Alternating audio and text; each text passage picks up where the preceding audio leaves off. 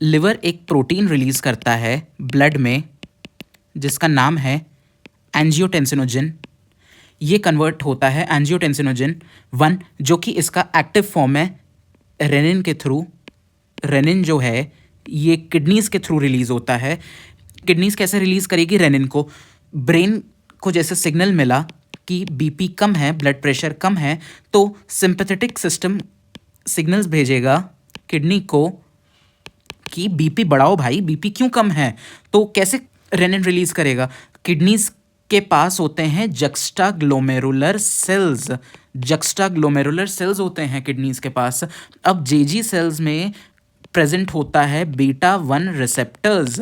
Beta 1 receptors जो हैं ये बीपी बढ़ाने का काम करते हैं। अब जो एंजियोटेंसिनोजन 1 है ये कन्वर्ट होता है एंजियोटेंसिनोजन 2 में by ACE enzyme. ACE enzyme कैसे हुआ? लंग्स के थ्रू निकला। ये लंग्स कैसे निकालेंगी एस एंजाइम को?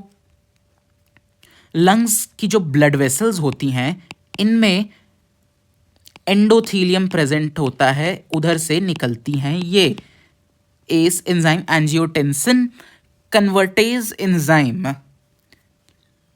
अब एंजियोटेंसिनोजन 2 जो है ये ऑर्गन्स पे अफेक्ट करेगा जिनके ऊपर 81 रिसेप्टर्स प्रेजेंट होते हैं।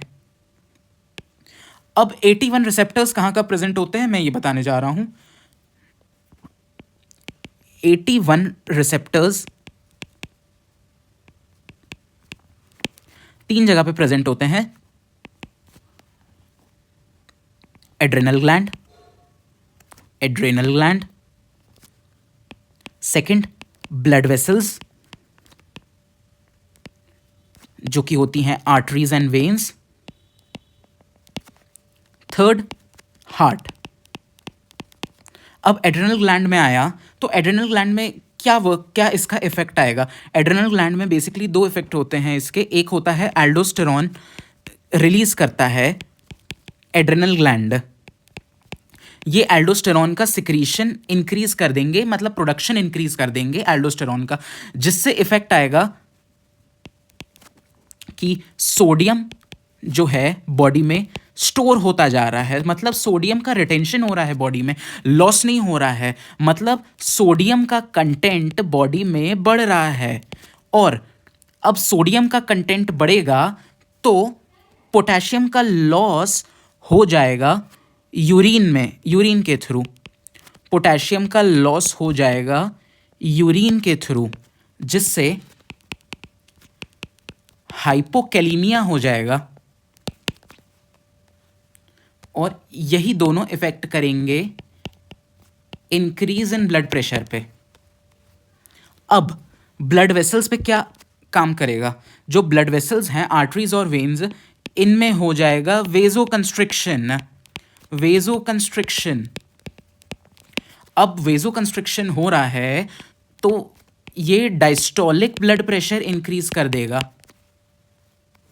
हार्ट पे क्या इफेक्ट आ रहा है? हार्ट पे कार्डियक स्टिमुलेशन होगा। अब कार्डियक स्टिमुलेशन हो रहा है तो इस पे फोर्स ऑफ कॉन्ट्रैक्शन बढ़ जाएगा, हार्ट को काम ज़्यादा करना पड़ रहा है। फोर्स ऑफ कॉन्ट्रैक्शन बढ़ेगा तो कार्डियक आउटपुट बढ़ जाएगा। अब कार्डियक आउटपुट बढ़ जाएगा तो सिस्टोलिक ब्लड प्रेशर इंक्रीज हो जाएगा। ओके, फिर ये कॉज करवा सकता है आगे चल के कार्डियक हाइपरट्रॉफी।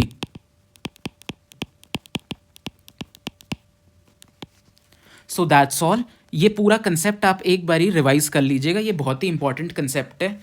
ये एक ऐसा क्वेश्चन है जो आपकी फार्माकोलॉजी में भी आ सकता है या आपकी फिजियोलॉजी में भी आ सकता है। ये एक जनरल टॉपिक है, ये आपको आना ही चाहिए।